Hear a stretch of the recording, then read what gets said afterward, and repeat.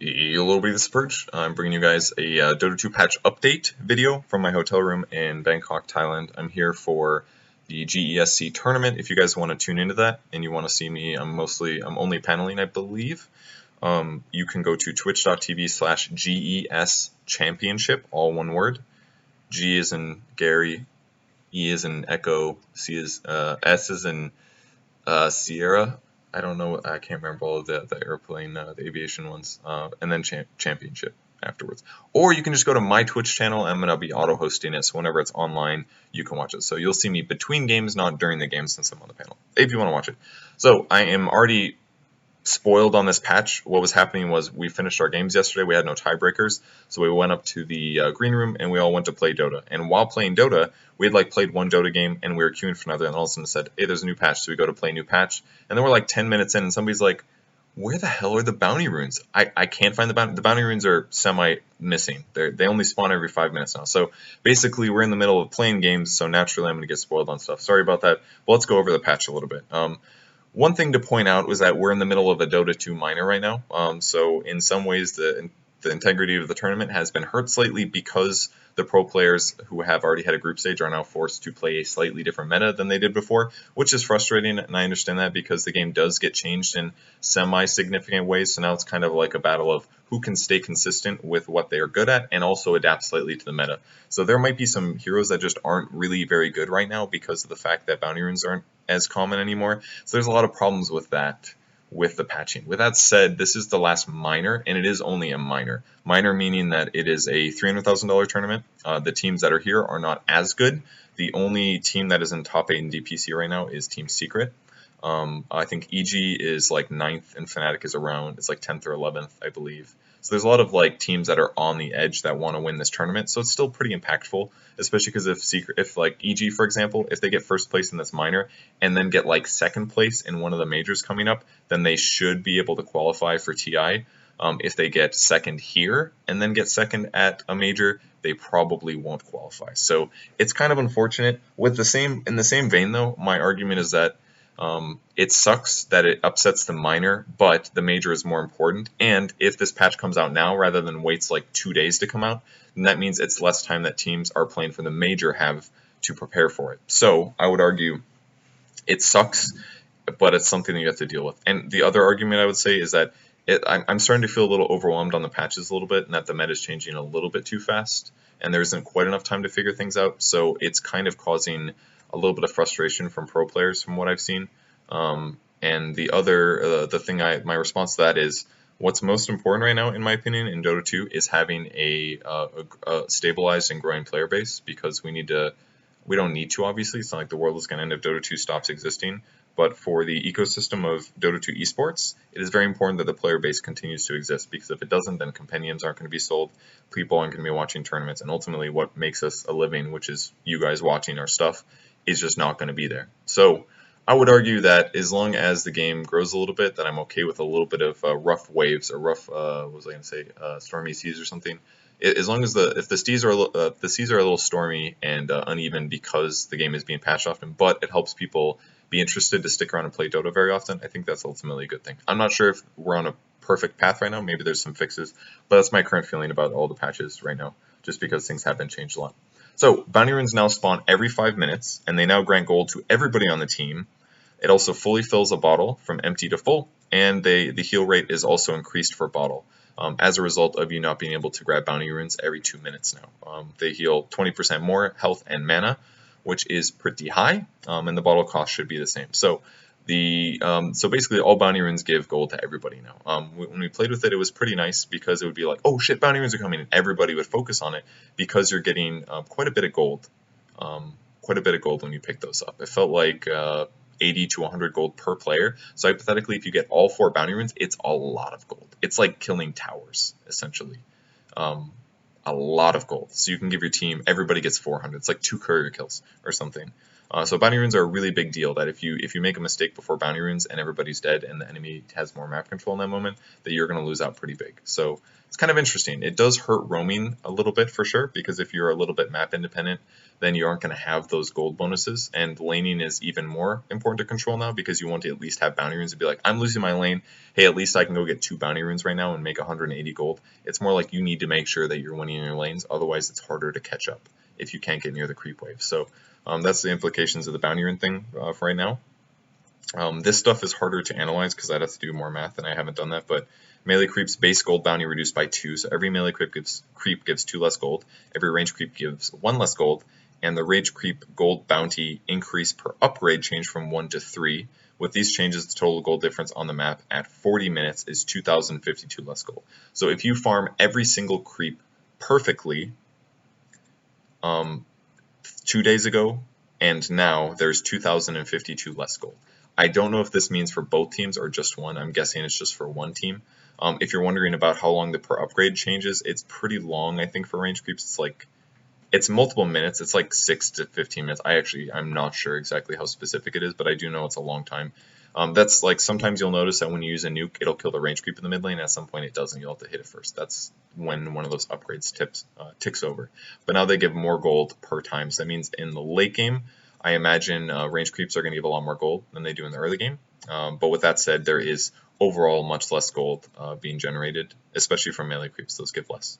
Melee barracks team bounty reduced. So when you kill an enemy melee barracks, your team gets less gold each. You only get 175 now.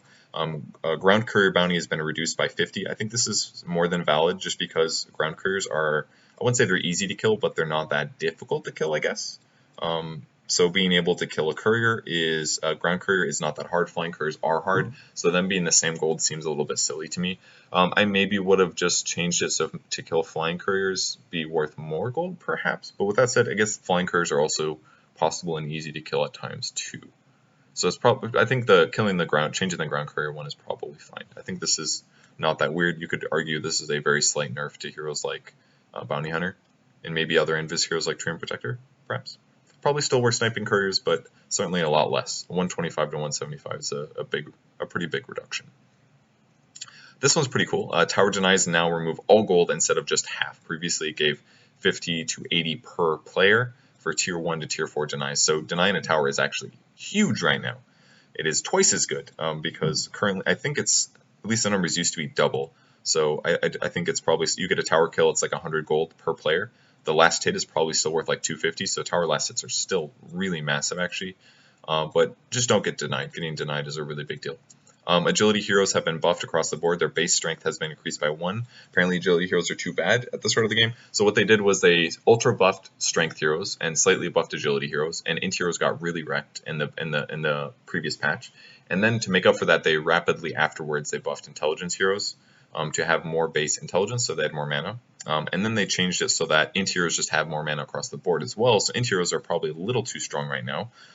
At level 1, so they have reduced the base intelligence of all int heroes by 2, which they basically just increased, if I'm not mistaken, except for Bane. Bane, they left him the same, and they changed his base damage to make it the same. So what this means is his base intelligence is not reduced by 2. If you're curious why, it's because Bane has all of his stats are the same. His strength, his agility, and his intelligence, his base stats are the same. The stat gain that they gain every level is all the same. So Bane's all 3 primary stats are always going to be the same. So what they did was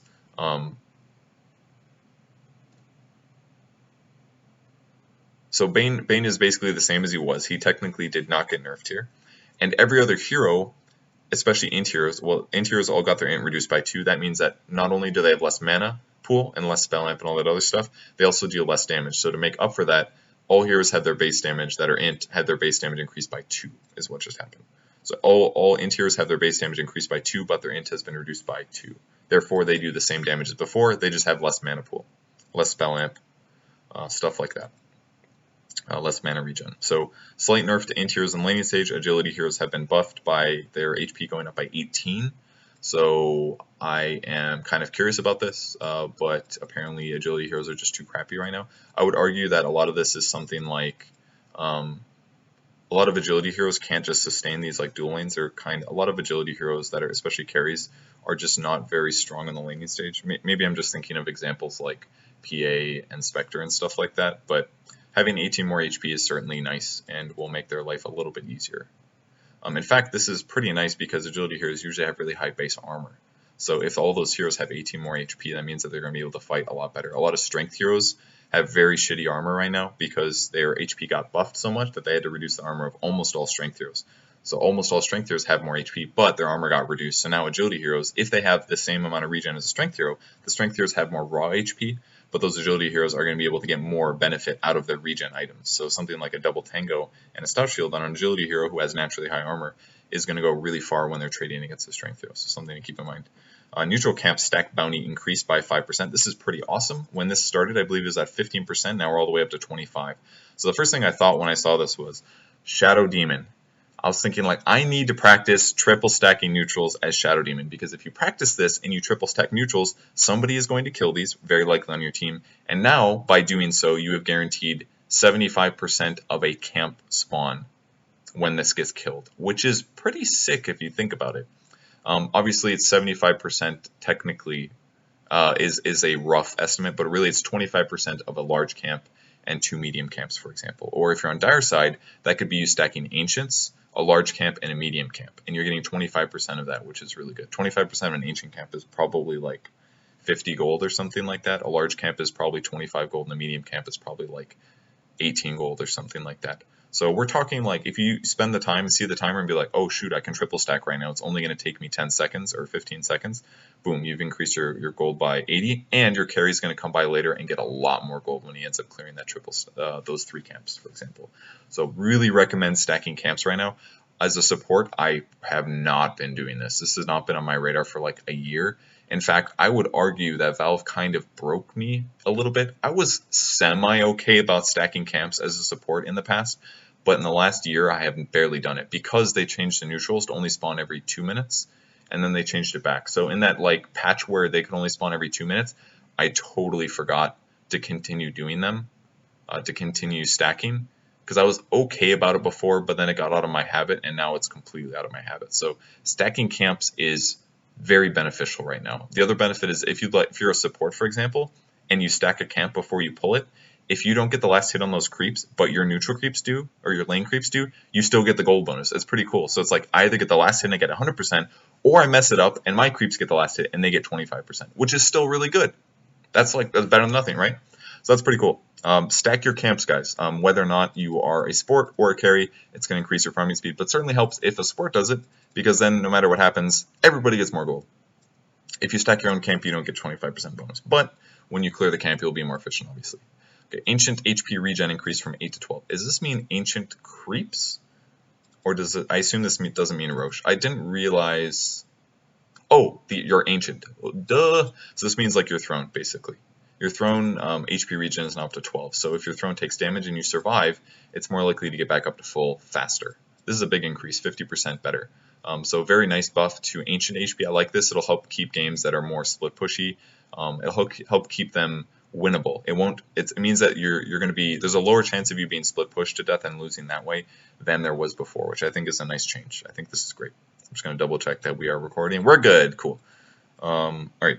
Observer rewards restock cooldown reduced. So this means observer rewards are purchasable more rapidly and more often now. So it's cheaper to get wards up on the map. Keep in mind that the the gold that you gain from dewarding observer wards is higher now than it used to be. It feels like I'm really bad at buying sentries to look for wards at pretty much all stages of the game, unless I know for sure there's a ward there. But I would just like to point out that it's really valuable to kill them now, and I think they're around 130 usually to 150 gold in the late game. So dewarding obs awards is very beneficial. I think something that I need to do as a player, for example, is I need to get in the habit of buying gem when we're winning a game. That way I can just completely close out map control, and then also get better as a player, not feeding and losing gem right after I buy. Because then if I do, I can get back the gem money a lot faster and get overwhelming map control that leads to just better fights. Also, observer wards have been reducing cost by 5, so a little bit cheaper, a much more round number. 2 wards is now 150. And that's even better for supports at the beginning of the game too. You have 10 more gold if you buy 2 wards, which is nice. Might give you make the difference of you being able to buy like an extra mango or something like that. Speaking of mangoes, mangoes have been nerfed. Reduced HP regen from 0.7 to 0.6. This was probably the biggest like comeback I've ever seen, was mango becoming extremely valuable instantly when they changed it. The reason being, when the gold cost goes down to 70, it became very, very attainable, essentially. Like a lot of supports, when they look to fill their inventories, they're like, I've got 200 gold to play with, and I've already got 1 stack of tangos. So they could be like, okay, two stacks of tangos, and then I have like 110 gold left over. All of a sudden, it's very easy to fit mangoes in your inventory, and the fact that it gave passive regen and every hero has like 1.5 base or something, just for some reference points, in old years, like a long time ago in Dota 2, every hero's HP regen was atrocious. It was like 0.25. 0.25 HP per second. So if you didn't have regen items, you had no regen. And if you bought things that gave you HP trickle regen, like a ring of regen that gives you 2 HP per second, it wasn't very good, because you'd go from having 0.25 HP regen to having like 2.25 HP regen. Whereas now, if every hero has like 1.5 HP regen base, and then you buy mangoes on top of that, now you're sitting at like a respectable amount of regen without having to buy something like a ring of regen, which is 300 gold. So a couple mangoes for trickle HP is super reasonable, even on supports. And the coolest thing is that they're also inexpensive in the fact that they're kind of like a clarity potion now. That clarity potions result in you having to not take damage for like 100 seconds, which is pretty darn long. A lot of times, mid players especially will buy clarities, bring them out, and they'll get it denied within like half the clarity. So half of that clarity cost is completely wasted. Now, clarities give you a lot more mana than a mango does, but mangoes can be used in the moment. So if you're a support, being able to mango yourself or an ally, and it's only costing you 70 gold, is really valuable and really worthwhile. So that's pretty cool. Obviously, you can't turn a mango into magic wand right now, but mangoes are actually really popular in the pro scene. Not every hero buys it, but it's not uncommon for a support to have 1 or 2. It's very common for offlaners to have like 2 or 3, especially if they fight a lot. If I'm playing like Undying, for example, I really like having multiple mangoes if possible. With that said, I also really feel the need to have a stout shield, and I also really like having an orb of venom. So it's hard for me to fit in mangoes sometimes, but really recommend playing with a couple mangoes if you guys don't have, if you guys don't do that currently. In past years, I have not been a fan of mangoes efficiency-wise, but I think they're very good right now, and see why pro players are buying them. Roshan Slam damage growth increased from 8 per minute to 10. So that means it deals 25% more damage with AoE than it used to. So it's going to make it effective against like illusion-based heroes, heroes that are Roshan with a lot of summons, things like that. The Roshan base damage has been increased by 10, and the base health has been increased by 500. So Roshan is just stronger. Level 1 Roshan is harder now. Not that that is ever done really, but maybe they're anticipating that. Maybe they feel like Roshan just can't defend himself well enough. So if you have the time, like let's say you have a team that just wins a team fight and goes to Rosh. If you're not good at Roshan, or you don't have a medallion or a hero that's good at Roshan, then it's going to take a lot longer to kill Rosh, is what is going to be the results of this. Can you guys even, I don't even know if I framed this right. I did, okay, it's fine. So that's Rosh. Fairly small changes, but could be impactful in some situations. And again, level 1 Roshan is even harder. Removed a tree to the bottom right of the Dire mid lane near the map ledge. I think I heard people complain about this one in that it would block a ward position, so you couldn't see like the river as well with a ward. I think I saw something on Reddit about it, but I didn't get to confirm it. Minor adjustments to the position of the power-up runes. Those are the runes in the top river, in the bot river. I don't know how they moved it, but keep in mind that runes are more powerful now, or arguably more important if you have a bottle, because that's the only way that you can refill your bottle, unless somebody teleports mid to refill your bottle, or if you go back to base yourself, for example. Somebody like Kunkka, for example, could get a lot of advantage out of this, but keep in mind that there's still shrines, so at the 5-minute mark, people still have ways to get regen to stay on the map longer. Reduce the spawn box sizes for a few of the Dire neutral spawns. I haven't checked this out yet, but there are a couple in the regular jungle, like the one not by the secret shop shrines for Dire, that are pretty large and hard to stack. So this is maybe a equalization, maybe because of something like this, they're trying to make sure that Dire doesn't become really bad at multiple stacks, because on the Radiant side, you can stack a lot of camps pretty easily. With that said, again, Dire has the advantage of having that triple camp near the a little north of the shrine. That's really, really valuable. So I think this is fine, probably, but we'll see. I know that pro players definitely focus a lot on that triple camp. Removed a tree to the right of the bottom Radiant bounty rune. I don't know why they do this. Probably ward vision related, something like that. It's probably a couple trees that are just really obnoxious. I don't know if these affect Trim Protector or not, but we'll see. Move the bottom Dire Tier 1 tower slightly down. And move the bottom Dire Bounty Rune slightly to the right. Bottom Dire Bounty Rune slightly to the right. So the Bounty Rune's slightly closer to the tower, and the tower is slightly more towards the enemy team, which I would argue is a benefit for the Dire offlane. Move the bottom Dire Shrine location slightly down. Basically easier for Dire to TP and get to the bottom side of the map. And move also easier for Radiant heroes to play between the Tier 1 and the Tier 2, I'd argue. Because now the towers are farther apart slightly. Move the top Dire Tier 1 slightly to the right. The top Dire Tier 1 slightly to the right. Okay, so Dire Tier 1 is closer to their base, but the offlane is farther away, which is arguably a benefit. Kind of. Positives and negatives. Slight adjustments to the line of sight and trees to the left of the mid Dire Tier 1. Range creeps now always spawn behind the melee creeps. This is semi-consequential because now to let the range creep... This is important actually because... so I don't know if you guys have seen me do this before, but when you block your camp, you actually want your range creep to go first if you're an offlane hero. Because if your range creep dies first, that means that your wave is going to be pushing towards your tower. So I'd actually argue that the block is maybe the most important part of the offlane right now out of everything. Now that I think about it, because I've actually been having a lot of trouble in offlane in the last like 2 months. I find myself feeding often and heavily, like where I keep finding myself 1v3, or if I'm in dual lanes, we just kind of die a lot and don't accomplish much, or we win, but more often than not, I either die a lot or I super feed. So I would argue that by far the easiest way to get control of the game is to just get a really good creep block. If you get really good at blocking the creeps and you let the range creep through first, and the enemy team doesn't do that as well, your range creep will die first, and that means that your wave will push, and the camps don't spawn till 1 minute anyways, so by the time they're able to control things, it's too late and you're getting experience on your tower. I think that's how I should solve my feeding all the time problem that I have in the offlane. I do this like mediocre, real shitty block, and then I end up not doing so well. So I think I should go practice that actually. So what this changes that's important is that sometimes the range creep spawns kind of close or equal or in front of the melee creeps, which means that if I'm blocking as an offlane hero or a mid hero or whatever, then it's pretty easy to let my range creep go through first. I can handle that almost always.